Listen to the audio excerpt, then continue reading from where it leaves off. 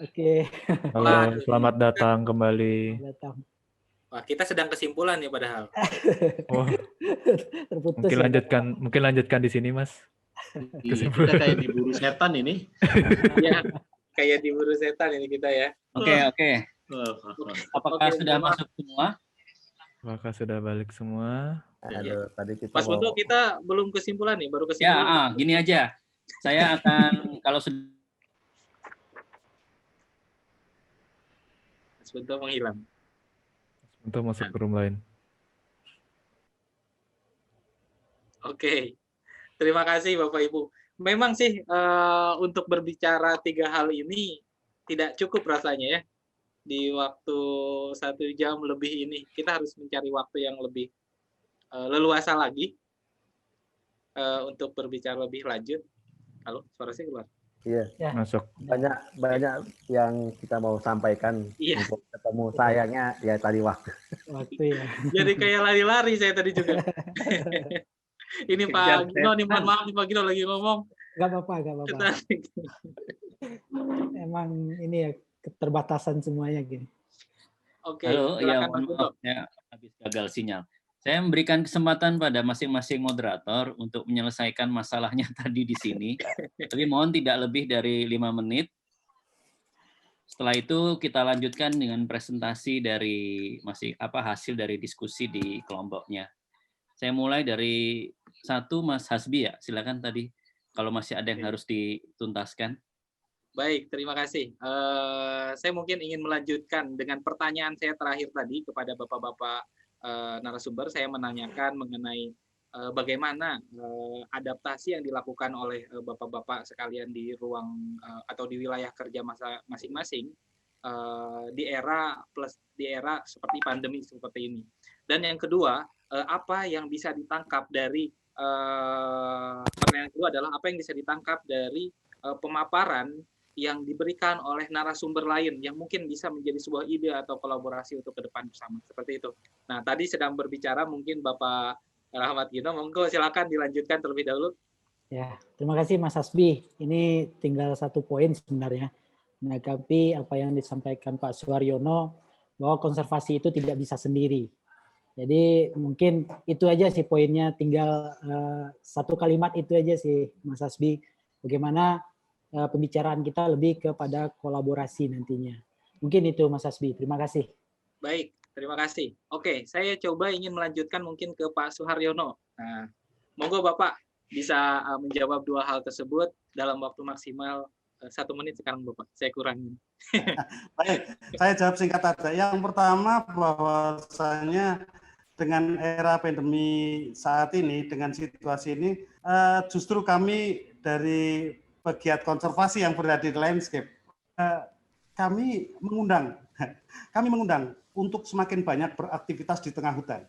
Karena dengan kita beraktivitas di tengah hutan, paru-paru kita akan jauh lebih sehat daripada kita melakukan aktivitas di kota. Artinya kami tidak terpengaruh dengan keadaan aktivitas di lapangan, tidak terpengaruh dengan situasi pandemi ini. Justru kami meningkatkan aktivitas berada di lapangan, termasuk mengundang semua pihak, termasuk bapak-bapak, ibu-ibu yang hadir di sini, rekan-rekan sekalian, mari datang ke hutan, kita bisa jalan di hutan, menikmati suasana hutan, sambil melakukan apa yang menjadi tujuan kita, termasuk kegiatan pelestarian pusaka ini. Itu yang pertama, pertanyaan pertama. Pertanyaan yang kedua, saya kira saya menarik dari tadi Pak Rahmat Gino, kemudian dari Pak Nurmantias dan seterusnya. Terus apa tadi yang saya sampaikan, saya hanya ingin menyampaikan bahwa saya kira ada sebuah kalimat sedikit yang bisa disampaikan, perlunya ada sebuah extended family, Pak ya. Keluarga kita diperlebar lagi. Keluarga pusaka itu siapa aja sih? Karena saya kan tadi saya awal sampaikan, saya terkaget-kaget diundang dalam forum pusaka ini sebagai orang konservasi saat ini. Nah, ini saya agak terkaget-kaget juga. Mari kita perluas kekeluargaan pusaka ini dengan meningkatkan komunikasi, kemudian kolaborasi, kemudian apapun namanya. Mari kita tingkatkan, sering-seringlah memperluas kekeluargaan kita ini. untuk bisa mencapai tujuan dari kegiatan pelestarian pusaka Nusantara ini. Terima kasih dari saya. Assalamualaikum. Waalaikumsalam. Terima kasih Pak Suharyono. Oke, mungkin saya langsung aja melanjutkan ke narasumber yang terakhir, Bapak Nurmantias. Monggo Bapak izin untuk menjawab. Oke, terima kasih. Yang jelas dengan kondisi new normal yang ada, kita harus mencari bentuk-bentuk yang spesifik di dalam proses menjalankan tugas dan fungsi kita sebagai pelayan masyarakat. Karena kita lihat dengan cara-cara webinar, tapi ini belum mencapai sasaran sepenuhnya, tapi ini sudah bisa memberikan sebuah makna kepada kita bersama, bahwa dengan sistem webinar atau Zoom meeting, ini bisa kita memberikan pencerahan kepada masyarakat, terutama masyarakat-masyarakat yang jauh dari jangkauan kita, yang selama ini kita lewat luring, lewat bertemu tatap muka, tapi karena dalam situasi new normal, ini tidak bisa kita laksanakan dengan cara daring atau virtual, atau mungkin secara Zoom meeting, kita bisa melaksanakan pertemuan-pertemuan dalam rangka untuk melaksanakan tugas dan fungsi kita. Itu yang pertama. Yang kedua, yang perlu saya sampaikan juga di dalam forum ini, bahwa untuk melakukan kegiatan memang kita tidak bisa sendiri. Kita harus bekerja sama, karena apalagi di dalam proses pelestarian cagar budaya, ini perlu sebuah komitmen yang kuat dari kita bersama di dalam proses pekerjaannya. Karena yang namanya sejarah, yang namanya kebudayaan itu mungkin mungkin segelintir orang yang begitu paham dengan pelestarian cagar budaya. Apalagi seperti kata Pak Gino, kita harus melestarikan atau menghidupkan wisata tambang yang ada. Ini harus kita coba dorong sehingga ini bisa memberikan makna untuk kita bersama. Begitu juga dengan Pak Suharyono, bahwa kita harus bersama-sama untuk melaksanakan kegiatan pelestarian itu. Mungkin itu yang bisa saya sampaikan di dalam forum ini. Terima kasih. Baik, terima kasih Pak Nurmantias. Mungkin itu Mas Punto dari 3 pembicara kami. Ada 1 pembicara yang mungkin berhalangan hadir, Bapak Irving. Kita doakan, baru saja kita dapat kabar bahwasanya beliau, staf beliau baru meninggal dunia. Semoga diterima di sisinya. Oke, silakan Pak Punto. Terima kasih Mas Hasbi. Yang berikutnya dari moderator grup 2, Ibu Riri. Mungkin tadi ada yang belum diselesaikan. Sudah pada saat kita diskusi. selesaikan sebelum waktunya, Mas Punto. Luar biasa. Baik, terima kasih Bu Riri. Nggak ada yang perlu dilanjutkan ya. Pak Catur? Iya, ada. Tadi Pak Husni masih terburu-buru tadi, belum dituntaskan, lalu kemudian Pak Thomas belum menanggapi bagaimana ini anak muda didukung. Ya. Ya, Pak Husni, silakan. Ya, terima kasih Pak Catur. Jadi kalau mau membangun Banda, kita harus secara terpadu, Pak. Oke. Ya, saya kira itu salah satu. Kemudian kita juga berbicara Banda harus secara kronologi, tidak saja dari masanya rempah, tapi juga kita mulai dari prasejarahnya sampai ke masa kolonialnya. Saya kira itu barangkali. Yang kedua, tuntutan dari untuk memperkaya, tentunya event-event itu tentu lebih dimaksimalkan juga di sana. Yang ketiga, masalah infrastrukturnya itu, misalnya transportasi, saya kira itu juga yang salah satu yang harus lebih dibenahi lebih ini, Pak. Saya kira itu barangkali Pak Catur untuk sementara. Ya. Pak Thomas. Ya, terima kasih Pak Catur. Ada 3 hal sebenarnya rekomendasi yang saya sampaikan. Yang pertama, bagaimana kita mendorong collective awareness, khususnya kepada publik, tentang pelestarian pusaka Saujana yang kita kenal dengan cultural landscape itu, melalui promosi diseminasi informasi dengan menggunakan teknologi informasi. Yang kedua, bagaimana mainstreaming atau mengarus utamakan pelestarian pusaka Saujana ini Ini dari sisi kerangka kebijakan, peraturan, dan juga kelembagaan. Saya kira pemerintah juga sudah punya concern terkait itu, yang seperti yang Pak Husni menjadi peran dan fungsinya, ya, Balai Purbakarya dan sebagainya, cagar budaya. Yang ketiga ini bagaimana membangun kolaborasi. Saya pikir apa yang disampaikan oleh di kelompok 3 tadi, di wilayah 3, ini menarik yang angkat isunya oleh Mas Dewa, ya. Bagaimana kita membangun merekognisi ruang-ruang adat di dalam cultural landscape. Jadi kami melihat landscape ini bukan semata-mata sebagai batas wilayah administrasi desa kabupaten, tapi landscape secara keseluruhan. Jadi saya kira perlu ada harmoni antara pendekatan alam dan pendekatan budaya. Budaya tentunya sudah direkognisi melalui kebijakan peraturan. Nah, saya kira harmoni ini yang kita perlu bangun. Apa yang Pak Suwaryono tadi sampaikan dari BBKSDA Riau, bahwa kita ini harus memperluas. Family kita ini tidak terbatas di pusaka pelestarian pusaka Indonesia, tapi extended family ini luas. Ini kita yang harus bangun. Kemudian kolaborasi dan silaturahmi, karena fungsi, salah satu fungsi kawasan konservasi yang merupakan landmark cultural landscape ini adalah fungsi budaya, termasuk fungsi penyembuhan juga, yang tadi disampaikan oleh Mas Arianto itu, Mas Haryono, forest healing.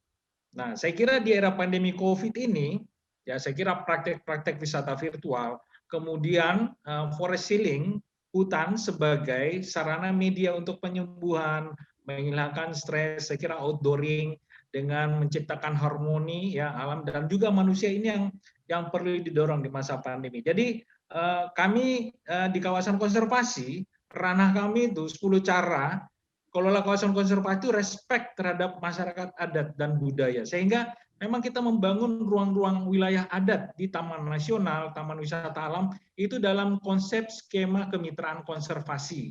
Rekognisi adat itu sudah menjadi penting di dalam pengelolaan kawasan konservasi, Pak. Saya kira ini yang saya mau sampaikan. Terima kasih, Mas Catur. Oke. Masih ini, saya kira Dewa tadi disinggung rekognisinya. Halo Dewa. Halo. Ya. Singkat ya.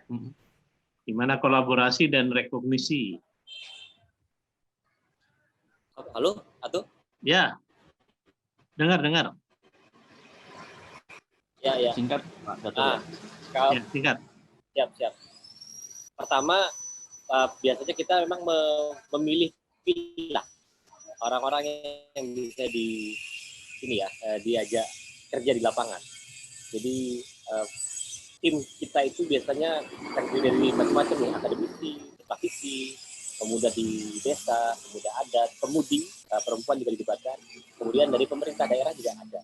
Jadi secara tidak langsung proses yang dilakukan itu juga menjadi edukasi dan transfer of knowledge, masukan buat semua multipihak. Jadi proses-proses yang terjadi di lapangan itu selalu terupdate oleh mereka-mereka yang stakeholder ini. Nah, versi singkatnya seperti itu. Kalau versi teknisnya, ya kita lakukan bareng-bareng di sini. Oke, siap. Silakan, Pak Punto.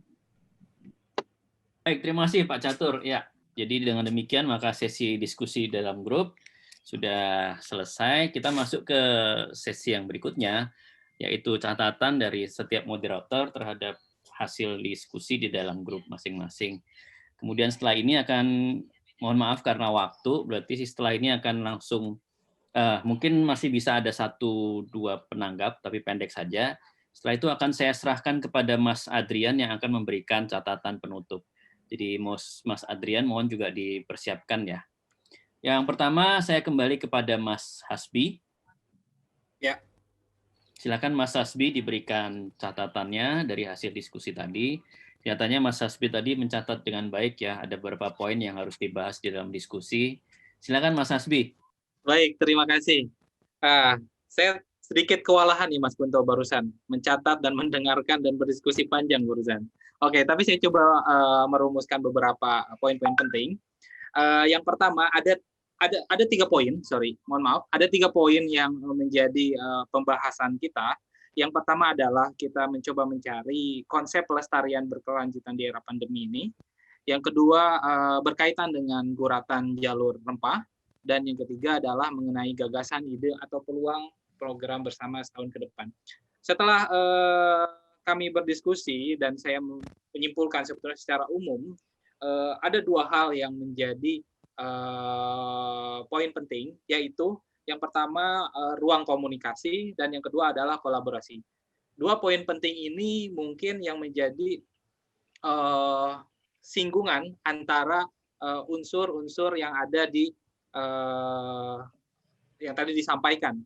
Oke, kemudian saya ingin mencoba menjelaskan mungkin beberapa hal yang lebih spesifik dari hasil diskusi tadi yang menurut saya cukup menarik.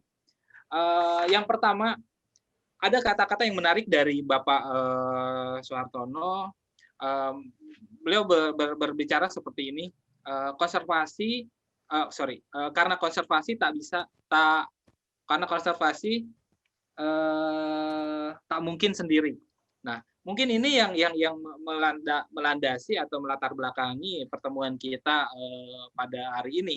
Dan juga ketika kita mungkin berbicara jalur rempah bukan hanya sekedar produk kebudayaan saja, dan mungkin ketika pemerintah ingin menghidupkan kembali jalur rempah ini, ya kita harus berhubungan dengan alam juga, harus berhubungan dengan petani. Nah, oleh sebab itu di sini mungkin ada poin yang menarik, yaitu melestarikan jalur rempah. Salah satu hal yang pentingnya adalah menjaga tanah petani. Jadi menjaga tanah petani dari keterjualan tanah-tanah tersebut kepada pihak-pihak yang mungkin tidak bertanggung jawab. Itu menjadi catatan penting juga. Dan di sini mungkin BPCB Aceh, Pak Nurmantias, sudah begitu cukup serius juga untuk mengerjakan napak tilas jalur rempah khususnya di kawasan Aceh dan sekitarnya. Kemudian ada hal yang menarik juga yang disampaikan, ide yang menarik juga. Yang pertama adalah dari Sawah Lunto. Jadi di Sawah Lunto ini mungkin yang disampaikan oleh Bapak Gino mengharapkan atau menghidupkan masyarakat tambang. Jadi kita diberi tantangan nih, bagaimana caranya menghidupkan masyarakat tambang. Jadi supaya budaya Sawah Lunto ini atau Ombilin ini tidak hanya menjadi simbol, tapi juga menjadi kehidupan atau bahkan menjadi penghidupan, kayak gitu. Nah, lalu ada catatan penting juga dari salah satu peserta kita, Bapak Mas Agus. Nah, di sini beliau menyampaikan dan mengingatkan mungkin tata kota di Sawah Lunto harus dipikirkan, karena semakin hari jikalau kita tidak mulai memikirkan akan semakin tidak terkendali. Kemudian ada peluang lagi untuk gagasan sebetulnya itu dari Pak Nurmantias. Aceh masih membutuhkan masih pendampingan mengenai SDM pelestari di Aceh sendiri. Jadi mungkin kita sama-sama bisa membangun kekurangan-kekurangan tersebut, dan kita bisa membangun kerjasama tersebut. Itu. Dan ada poin penting juga dari Pak Suharyono, yaitu pembangunan eco-friendly. Nah, ini saya menarik ketika Pak Suharyono menyampaikan pembangunan eco-friendly. Apa yang dimaksud dengan pembangunan eco-friendly? Di sini pembangunan yang tidak menggusur habitat binatang lain. Nah, contohnya di sini mungkin elpas atau gajah yang dicontohkan oleh Pak Suharyono. Kayak gitu. Jadi ada pembangunan jalan, tapi dibuatkan juga lorong gajah, dan sehingga gajah bisa tetap berlalu lalang, tidak terganggu oleh pembangunan manusia secara masif, kayak gitu. Itu mungkin Mas Punto beberapa, sedikit ngacak nih karena banyak sekali. Dan yang terakhir pelestarian di era pandemik ini, ya ini adalah era baru dalam pelestarian. Jadi pelestarian harus bersifat adaptif, baik pelestarian terhadap alam, budaya maupun saujana. Dan lagi-lagi teknologi menjadi salah satu alat kita untuk bisa terhubung dan juga melakukan pelestarian di era pandemi seperti itu. Mungkin itu beberapa poin. Ini masih banyak sekali yang bisa diperkaya sebetulnya, tapi kita keterbatasan waktu. Insya Allah di lain waktu kita akan berdiskusi lagi mungkin ya. Terima kasih Mas Hasbi. Nanti bisa dirumuskan lebih lanjut, tapi setidaknya kata-kata kunci seperti adaptif, teknologi itu ya, yang menjadi catatan kita. Dan tadi saya juga menangkap bahwa masing-masing pihak yang presentasi itu sebetulnya menampilkan juga keunggulan. Jadi saya bayangkan kolaborasi itu kan pasti sebaik-baiknya adalah kolaborasi. Keunggulan dari masing-masing pihak ini akan menarik sebetulnya, saling melengkapi dan membuat banyak produknya. hal yang bisa dikawinkan. Betul. Terima kasih Mas Hasbi. Yang berikutnya dari grup 2, Ibu Riri, silahkan. Terima kasih Mas Punto. Jadi dari grup 2, pembahasan kita menjawab ini saja pertanyaan, mulai dari seperti tadi Mas Hasbi ya, konsep pelestarian berkelanjutan terutama di era pandemik, guratan jalur rempah, serta gagasan program setahun ke depan gitu. Yang menarik itu bahwa untuk Balai Pelestarian Cagar Budaya Jawa Timur, tadi Pak Zakaria menceritakan bahwa sudah ada program untuk jalur rempah sampai 2000 untuk pelestarian saya sampai 2024 ya. Kemudian intinya adalah dari ketiga fokus diskusi kita hari ini itu media sebetulnya, media dan kerjasama. Jadi ini sama juga sebetulnya seperti yang diceritakan oleh di wilayah 1 ya. Jadi di wilayah 2 juga sama, media. Kaitannya gimana kok media? Karena ada beberapa kegiatan atau program yang tidak bisa dilakukan secara online gitu. Jadi tetap harus offline kayak ekskavasi gitu kan, nggak mungkin kita ekskavasi secara online gitu ya. Kemudian juga kerjasama tadi, karena bagaimanapun juga setiap program itu perlu kerjasama dengan instansi lain, bahkan juga kementerian lain gitu ya. Untuk yang kegiatan di Jogja Heritage Society tadi Mbak Tami sempat menceritakan bahwa justru sekarang ramai diskusi online dengan narasumbernya bergantian gitu ya Mbak Tami ya, untuk untuk melakukan sekaligus juga itu pemetaan secara online lewat website gitu ya. Jadi semua yang dikerjakan secara online. Sama juga dengan kegiatan yang dilakukan oleh teman-teman di R-Team yang diceritakan oleh Mas Lengkong gitu ya, tentang edukasi pelestarian cagar budaya ya Mas Lengkong ya. Jadi mulai dari pendokumentasian, pencatatan gitu yang memang harus dilakukan offline gitu ya, tapi semua tetap harus mematuhi protokol COVID ya. Seperti juga tadi diceritakan oleh Pak Zakaria dan Pak Sunandar di Kalimantan Timur dan di Jawa Timur gitu. Saya rasa intinya itu saja, Mas Punto. Terima kasih. Apakah berarti sudah ada bentuk kerjasama yang real gitu dari diskusi tadi? Atau masih kalau kerjasama real kita belum sampai situ. Makanya maksudnya kita cepat selesai. Dari presentasi tadi, apakah sudah ada yang punya pengalaman kerjasama? Kalau tadi Pak Zakaria sudah ada kerjasama ya, kerjasama mulai dari diskusi 3 kota untuk program jalur rempah itu ya. Setelah saat pandemi ini ya? Iya, di saat-saat pandemi ini gitu. Jadi melalui online gitu, lintas. Masih secara offline tapi dibatasi, ya, tapi dibatasi jumlah.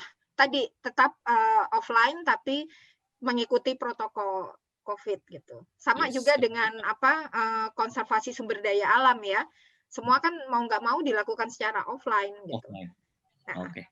Baik, terima kasih Bu Riri. Terakhir, ya. Pak Catur, silakan catatannya dari diskusi di wilayah 3.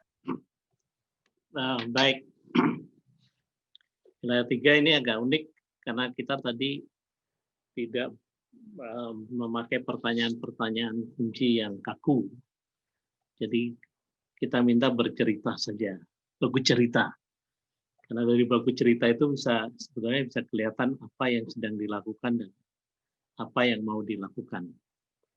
Jadi ya kalau kita lihat dari ini ujung Maluku Utara sampai kemudian di Lombok ini udah terwakili. Jadi Maluku Utara, kemudian ada di Banda, lalu ada di Sulawesi, kemudian ada di Lombok. Nah, berbagi cerita ini yang kemudian ternyata ada kesamaan. Jadi ada kesamaan yang kalau saya harus pakai kacamata. Artinya kalau kita bicara konsep pelestarian Saka itu hampir sama. Ada subjek dan ada objek yang diinikan. Lalu sama subjeknya siapa? Ketika kita bicara subjek maka itu ada komunitas adat, komunitas lokal, lalu kemudian anak muda dan baru kemudian fasilitator atau regulator. Ada pemerintah di situ ininya. Di sini nggak ada swasta, tetapi itu kira-kira ketika kita bicara hampir sama semuanya. Lalu yang berikutnya adalah ketika kita bicara objeknya, maka saujana itu. Jadi ada, nah di sini kita rata-rata sebenarnya berhubungan dengan laut. Jadi ada yang daratan di atas, tapi ada juga yang berhubungan dengan laut. Maka selain landscape, jadi kalau bicara cultural landscape, maka ada cultural islandscape dan cultural seascape. Biar lengkap, Nusantara itu harus lengkap. Kalau enggak nanti kita bias Jawa, bias Kalimantan, bias Sumatera. Nah, padahal kita 17.000 itu pulau kecil, pulau sedang. Itu harus nah ini yang kemudian muncul. Lalu yang berikutnya kita bicara konsep dan metodologi. Jadi dari cerita itu ketangkap konsepnya itu sebenarnya partisipatif kolaboratif. Itu muncul ya, partisipatif kolaboratif. Lalu kemudian ya mulai dari bawah lalu kemudian diangkat sampai pada pendekatan jadi rekognisi dari masyarakat lokal dan masyarakat adat itu kemudian harus diakui oleh negara. Tidak hanya itu, tetapi yang kemudian pengakuannya ini bukan hanya kemudian batas administrasi, tetapi sebenarnya ada bagaimana harmonisasi dilakukan seperti yang dikatakan tadi. Harmonisasi bentang alam dan bentang budaya, masyarakat adat dan kemudian bentang alam yang dibikin oleh pemerintah. Yang kalau di overlay sebenarnya pasti ada irisan. Tetapi kalau kemudian itu diperdebatkan, maka yang terjadi anharmoni. Karena itu sebenarnya harmonisasi dan sinkronisasi yang harus dilakukan. Nah, konsep yang diinginkan adalah berkelanjutan. Jadi tidak semuanya semuanya sepakat bahwa kegiatan ini harus berkelanjutan dan tidak boleh kemudian parsial. Pendekatannya tidak boleh parsial. Karena itu tadi ada, kalau kita bicara belajar dari ini apa yang disampaikan Pak Thomas, harus ada gerakan bersama yang dilandasi oleh kesadaran bersama yang kemudian itu akan menghasilkan kemanfaatan bersama. Jadi tidak oleh satu entitas saja. Nah, Bicara soal ke depan, belum sempat banyak, tapi sudah konkret. Jadi misalkan kebutuhan yang dilakukan tadi ada beberapa persoalan yang disampaikan oleh Tiara, itu kemudian ketika ditanggapi oleh Pak Husni, ini klop nih. Karena Pak Husni ada di wilayah Maluku Utara, Maluku sampai Papua. Ya. Nah, yang kemudian itu konkret ya, ini harus dibicarakan lagi, tapi harus dibicarakan lagi. Nah, cuma saya melihatnya sebetulnya ketika kita bicara entitas muda dan entitas komunitas adat, sebenarnya ini jalur yang ini. Jadi seringkali ketika kita bicara rempah, itu kita abai terhadap masyarakat adat. Nah, di sini keempat-empatnya itu bicara soal itu, masyarakat adat, tradisi, dan kemudian bagaimana dia ditransformasikan ke depan. Artinya tradisi itu ada ruang dan waktunya. Ketika dia dikembangkan lagi, maka dia punya tradisi baru. Nah, sekarang ini tradisi TikTok. Nah, bagaimana itu kemudian dikelola dan dengan baik. Artinya hampir semuanya kemudian menyatakan secara tidak langsung bahwa pandemik ini membuat mereka kemudian menjadi canggih menggunakan alat yang namanya elektronik komunikasi. Itu yang kan saya kira itu yang kita diskusikan tadi, tidak spesifik kemudian ini konsep pelestariannya apa, kemudian guratan jalur rempahnya seperti apa, lalu program bersama ke depan apa, tapi sebenarnya sudah tergambar dari baku cerita. Kita mengambil baku cerita karena baku cerita itu sebenarnya budaya Maluku. Jadi kita menggunakan itu. Oke, itu aja. Terima kasih Pak Catur. Tadi Pak Catur sempat menyebut soal gerakan besar, kemudian kesadaran bersama, dan kemanfaatan bersama. Jadi dalam posisi pandemi seperti ini, kita ada di step yang mana Pak Catur? Ada di tiga-tiganya. Tiga-tiganya? Iya, dengan kadar yang berbeda-beda. Kadar yang berbeda-beda. Baik. Termasuk tadi yang memanfaatkan teknologi seperti TikTok. Ya. Oke, baik. Terima kasih Pak Catur. Jadi lengkap sudah dari Mas Hasbi, Bu Riri, dan Pak Catur. Saya masih menawarkan kalau setelah mendengar catatan ini mungkin ada satu yang ingin memberikan masukan terakhir. Kalau tidak ada, diketok. Silakan Pak Agus, pendek ya Pak Agus ya, satu. Ya. Saya kira kalau nggak ada langsung diketok kayak Om Silakan Pak Agus, pendek Pak Agus. Silakan. Ya. 3 kata yang bisa saya ambil dan saya harapkan. Humanis, komunal, teknologi. Pelestarian itu dalam waktu pada masa pandemik maupun masa non-pandemik kita sebut komunal, humanis, komunal, teknologi. Itu saja. Terima kasih. Assalamualaikum warahmatullahi wabarakatuh. Terima kasih Pak Agus. Ya, terima kasih. Baik, terima kasih.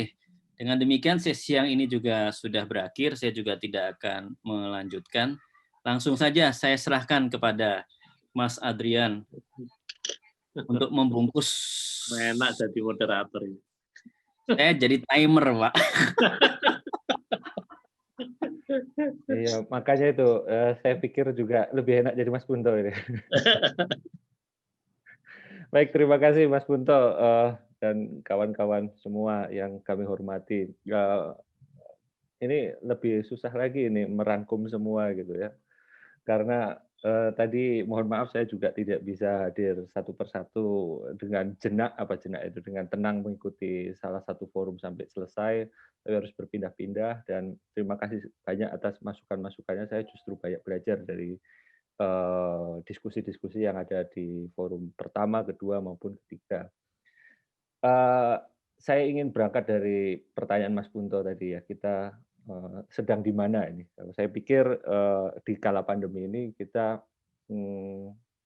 sedang saya sepakat dengan apa yang disampaikan oleh Arundhati Roy beberapa waktu yang lalu bahwa pandemi wabah ini merupakan portal atau pintu gerbang menuju suatu dunia yang baru, atau kalau istilahnya kita kenal hari-hari ini kan new normal dan lain sebagainya. Nah, dunia yang baru ini termasuk saya pikir juga dunia kebudayaan, dan baik dalam istilah pelestarian maupun kemajuan. Dari ketiga forum yang tadi saya ikuti secara cepat-cepat dan cepat tadi, itu singkat-singkat semua, tapi padat sekali, bahwa saya semakin yakin bahwa jangan-jangan memang kita terlalu sering memisahkan yang mana yang budaya, yang mana yang nature gitu, atau yang budaya itu katanya buatan manusia, yang nature itu yang alamiah gitu ya. Maka kemudian logika Cartesian semacam ini, Descartes ya, Cartesian dari René Descartes yang mengawali Renaissance, kemudian Aufklärung pencerahan di Eropa, itu jangan-jangan agak sulit diterapkan atau ya tidak cocok memang diterapkan di dunia yang kita kenal. Tadi saya mendengar bahwa antara pelestarian alam yang dari kawan-kawan perhutani maupun dari pelestarian budaya yang sifatnya bangunan atau bendawi gitu kan, itu jangan-jangan memang tidak terpisahkan gitu. Jadi ya cuman karena untuk kemudahan kategorisasi aja kita kemudian memisahkan yang mana yang peninggalan budaya, yang mana warisan alam, yang kemudian akhirnya UNESCO sendiri kan kemudian merekognisi keduanya ini menjadi cultural landscape atau yang dikenal itu sebagai pusaka saujana itu. Nah, ini yang saya lihat bagaimana kita yang filosofi pemisahan antara culture and nature ini sangat antroposentris sekali ya. Jadi ya itu tadi banyak meninggalkan penyakit-penyakit yang baru setelah ada pandemi ini kita bisa lebih tenang memikirkannya kemudian, atau istilahnya slowing down itu ya. Coba kalau nggak ada pandemi ini kita agak susah kemudian untuk berpikir pelan-pelan lagi, kemudian agak memberhentikan diri, agak mengurangi agresivitas kita, agak mengurangi produktivitas kita untuk mengambil refleksi gitu ya, atau mengambil momentum ini untuk merefleksikan apa yang terjadi di sekitar kita, termasuk tempat di mana kita berkegiatan sehari-hari, baik kawan-kawan yang ada tadi di pelestarian budaya maupun di pelestarian alam. Nah, di situ juga sekali lagi di berbagai kesempatan tadi juga disinggung, semuanya hampir sepakat bahwa kolaborasi itu perlu. Nah, masalahnya mungkin di sini di dalam penutup ini saya justru ingin, daripada mengambil kesimpulan ya, terlalu berat buat saya justru ingin menambah pertanyaan-pertanyaan begitu. Kolaborasi seperti apa sih sesungguhnya yang bisa dan yang ideal itu? Atau memang adakah kolaborasi yang tadi disebutkan harmonis itu? Kalau lihat buku-buku atau kemudian dokumen-dokumen sejarah kan sebenarnya kan penjajahan pun awalnya juga pengennya kolaborasi, dan bagi sebagian penguasa daerah gitu kan, termasuk ya ketika orang-orang Banda gitu ya, waktu orang-orang Eropa datang ke situ kan memang awalnya kolaborasi gitu kan konsepnya, termasuk kemudian ke Jawa, termasuk kemudian ke Sumatera Baru, kemudian akhir-akhir abad ke-19 pemerintah Hindia Belanda kaget, banyak sekali ini MOU kolaborasi gitu kan. Tapi MOU kolaborasi ini kemudian diinterpretasikan sebagai wah ini daerah wilayah kekuasaan. Nah, ini yang kemudian ditafsirkan sepihak yang akhirnya menyebabkan satu hal yang dinamakan kolonialisme yang berujung pada imperialisme. Nah, ini yang kemudian perlu kita pikirkan lagi, kolaborasi seperti apa ya baiknya. Nah, model semacam ini saya pikir juga salah satu jalan gitu kan. Kemudian juga pembacaan kembali ya, ini mumpung ada waktu merefleksikan diri, kita mungkin bisa tadi seperti di teman-teman di grup 3 tadi menjelaskan yang mana sih yang tradisi, yang mana sih yang merupakan temuan baru, atau jangan-jangan yang hari ini temuan baru itu bisa jadi tradisi di 10 tahun atau 50 belasan tahun yang akan datang sudah jadi tradisi. Nah, ini yang kemudian kita perlu baca kembali, kita perlu maknai kembali, dan kita perlu pikirkan kembali. Misalnya ya tadi tradisi maritim, kemudian agraris yang macam-macam, pasti semua kelompok masyarakat yang ada di Indonesia memilikinya. Kemudian juga di Jawa sendiri misalnya terdapat tradisi yang saya pikir juga perlu dibaca kembali tentang terkait pembukaan suatu wilayah itu ya, yang dikenal dengan babat alas gitu. Nah, babat alas ini kan bagi sebagian kalangan gitu kan, itu kan masuk pakem pedalangan gitu kan, babat alas Wanomarto gitu kan. Itu cuman kan kalau untuk hari ini nilai-nilai apa yang bisa dipelajari itu kan agak sulit ya, untuk untuk secara literal langsung dikenal langsung diinterpretasi bahwa suatu kelompok masyarakat berada baru ketika dia membuka hutan, dan padahal ini jauh dari semangat pelestarian alam hari ini atau warisan alam. Nah, ini hal-hal semacam ini yang kadang-kadang jadi PR yang seringkali tidak selesai gitu loh. Bahkan juga tidak selesai karena apa? Karena banyak kendala. Misalnya ketika kita mau mengakses pengetahuan tentang masa lalu di kantor-kantor arsip, kita kesulitan misalnya ya karena masih restriksi yang masih berlaku. Restriksi itu bisa berupa peraturan, bisa berupa finansial dan lain sebagainya, yang harusnya itu bisa dimudahkan misalnya dengan model-model daring atau online semacam ini. Ini yang kemudian susah. Tapi ya memang nggak semuanya bisa online. Kita kemudian harus belajar lagi ke masyarakat yang masih bisa menerima. Misalnya ketika yang menarik juga salah satu contoh, saya yakin ini hanya salah satu contoh di antara sebagian banyak yang ada di Indonesia, misalnya Cipta Gelar ya, Kasepuhan Cipta Gelar. Bagaimana masyarakat Cipta Gelar itu bisa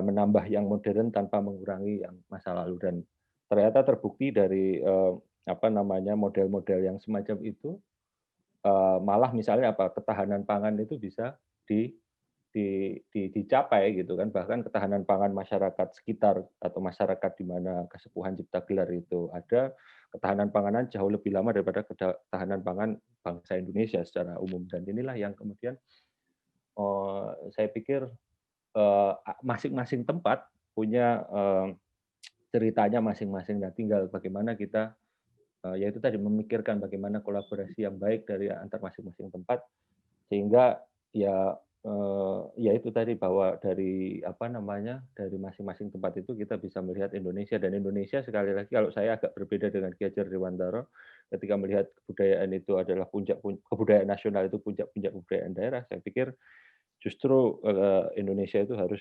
dibuat dari taman sari masing-masing masyarakat yang berbeda-beda itu. Dan tentu saja sekali lagi itu butuh waktu, dan saya pikir pandemi ini waktu yang tepat untuk kita berpikir bareng-bareng, untuk kita bekerja bareng-bareng tentang bagaimana sih kolaborasi yang harus dilakukan itu bisa terjadi di masa yang akan datang.